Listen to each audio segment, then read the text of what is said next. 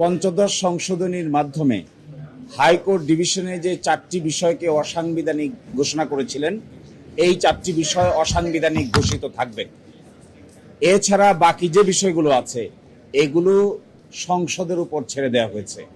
যে 4টি বিষয় হাইকোর্ট অসাংবিধানিক ঘোষণা করেছিলেন তার মধ্যে 1 নম্বর ছিল আমাদের বর্তমান সংবিধানের অনুচ্ছেদ 7-এর ক এবং 7-এর খ। 7-এর ক এবং খতে ছিল এই সংবিধানের কতগুলো বিষয় আছে এগুলো পরিবর্তন করা যাবে না। যদি কেউ পরিবর্তন করেন তাহলে সেটা হবে সাংবিধানিক রাষ্ট্রদ্রোহিতা, কনস্টিটিউশনাল সেডিশন। আমাদের হাইকোর্ট বিভাগ এই অনুচ্ছেদকে অসাংবিধানিক ঘোষণা করেছিলেন, আপিল বিভাগে এই অনুচ্ছেদ অসাংবিধানিক থেকে গেল। দ্বিতীয়, আমাদের হাইকোর্ট বিভাগ গণভোটের যে বিধান ছিল এই গণভোটের বিধানকে পুনঃপ্রবর্তন করেছিলেন। আপিল বিভাগের এই রায়ের মাধ্যমে গণভোটের বিধান পুনঃপ্রবর্তিত হলো। তৃতীয় হলো বাংলাদেশ সংবিধানের অনুচ্ছেদ 44-এর 2 অনুযায়ী নিম্ন আদালতকে রিটের ক্ষমতা দেওয়া হয়েছিল। হাইকোর্ট বিভাগ এই রিটের ক্ষমতা প্রদানকে অসাংবিধানিক ঘোষণা করেছিলেন।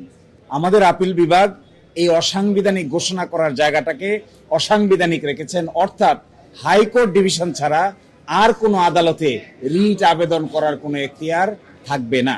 আর চতুর্থ ছিল তত্ত্বাবধায়ক সরকার। পঞ্চদশ সংশোধনীর মাধ্যমে তত্ত্বাবধায়ক সরকারের বিধানকে বাতিল ঘোষণা করা হয়েছিল। আমাদের হাইকোর্ট বিভাগ ওই বাতিলটাকে অসাংবিধানিক ঘোষণা করেছিলেন। আপিল বিভাগের আজকের রায়ের মাধ্যমে ওই তত্ত্বাবধায়ক সরকার হাইকোর্ট ডিভিশন যে বাতিল করেছেন এই বাতিলটাকে যে বাতিল করেছেন সেই বিষয়টা বহাল থাকবে, অর্থাৎ তত্ত্বাবধায়ক সরকার ব্যবস্থা ফিরে আসতে আর কোনো বাধা থাকলো না। এছাড়া যেগুলো রাষ্ট্রের পলিসি, রাষ্ট্রের নীতি, যেমন সংবিধানের প্রস্তাবনা আর্টিকেল 8, 9, 10, 11, 12, 25 এগুলো সহ যেগুলো নীতি কথা, এই নীতির বিষয়গুলো সিদ্ধান্ত নেওয়ার জন্য পরিপূর্ণভাবে সংসদের উপর ছেড়ে দেওয়া হয়েছে। আমরা মনে করি এর মাধ্যমে বাংলাদেশের জাতীয় সংসদের দায়িত্ব অনেকাংশে বেড়ে গিয়েছে। অনেকাংশে জাতীয় সংসদের উপর নির্ভর করবে জুলাই চার্টার থেকে শুরু করে সংবিধান সংশোধন করার ক্ষেত্রে কি কি পদক্ষেপ তারা নেবেন। এই 4টি বিষয় ছাড়া বাকি বিষয়গুলো সংসদের সামনে উন্মুক্ত থাকলো। সংসদ সকলের সম্মিলিত প্রচেষ্টায় 2/3 মেজরিটিতে বাকিগুলোকে পাশ করবেন, কোনটা রাখবেন আর কোনটা রাখবেন না।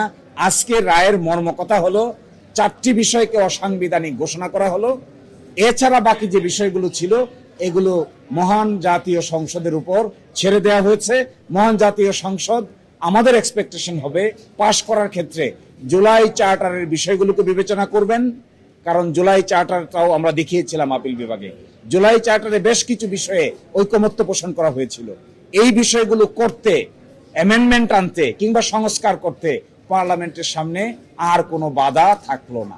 ঠিক করবে, যেমন ধরুন আমাদের অনুচ্ছেদের 4-এর এ, এখানে ছিল ছবির কথা, জাতির পিতার কথা। এই বিষয়টি যেহেতু একটা নীতিগত সিদ্ধান্তের বিষয়, এই জন্য এটি সংসদের উপর ছেড়ে দেওয়া হয়েছে। বাংলাদেশের সংবিধানের প্রস্তাবনায় ছিল 4টি মূলনীতি থাকবে। একটা হবে ন্যাশনালিজম, একটা হবে ডেমোক্রেসি, একটা হবে সোশ্যালিজম, আর একটা হলো সেকুলারিজম। কিন্তু মাঝখানে পরিবর্তন হয়ে সেকুলারিজমের জায়গায় হয়েছিল সর্বশক্তিমান আল্লাহর উপর পূর্ণ আস্থা ও বিশ্বাস এবং বিসমিল্লাহির রহমানির রহিম। এই বিষয়গুলো কি হবে এটা ঠিক করবে জাতীয় সংসদ। এইটি বর্তমান আদালত ঠিক করে দেননি।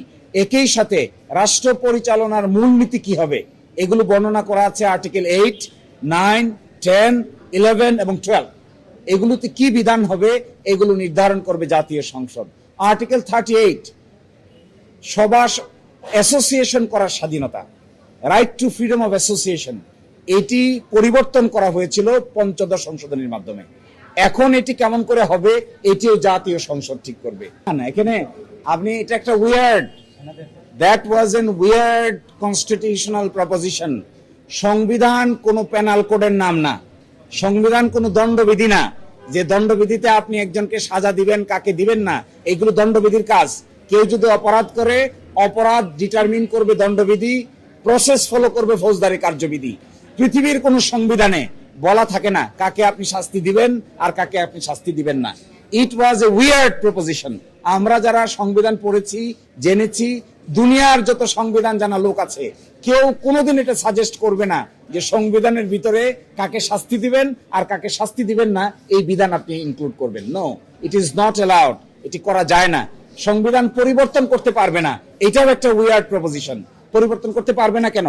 আজ থেকে 20 বছর আগে বা দুনিয়ার যে হালত ছিল, আজ থেকে 20 বছর পরে কি দুনিয়ার হালত পরিবর্তন হয় নাই? আজ থেকে 50 বছর পরে আমরা কেউই থাকবো না, নতুন জেনারেশন আসবে, আন্ডারস্ট্যান্ডিং হবে, এডুকেশন হবে। এই জন্য সংবিধানকে বলা হয় একটা লিভিং ডকুমেন্ট। এটি সময়, যুগ জিজ্ঞাসার পরিবর্তনের সাথে এখানে পরিবর্তন আনতে হয়। আমরা যদি বলি এটাতে কোনো পরিবর্তন আনা যাবে না, তার মানে কি এটা কি বাইবেল? এটা কি Quran? No, answer is no. এই জন্য এই পার্টটুকু বাতিল করে দেওয়া হয়েছে। এটা কোনো কনসেপ্টে এটার সঙ্গে মিল হয় না। এই জন্য এই পার্টটুকুকে পরিপূর্ণভাবে বাতিল করে দেওয়া হয়েছে। সেডিশন একটা অপরাধ। বাংলাদেশের দণ্ডবিধির 124 ক অনুযায়ী সেডিশন একটা অপরাধ, রাষ্ট্রদ্রোহিতা একটা অপরাধ। কেউ যদি রাষ্ট্রদ্রোহিতা করে 124 ক অনুযায়ী তার বিষয়ে সরকারের পারমিশন নিয়ে মামলা হবে। তিনি যদি এটা ভায়োলেট করে থাকেন তাহলে তার বিচার হবে। সংবিধান কি করে বিচার করবে? সংবিধান তো কোনো বিচারের ডকুমেন্ট না। এটি হলো রাষ্ট্র পরিচালনা হবে কিভাবে তার দলিল হলো সংবিধান।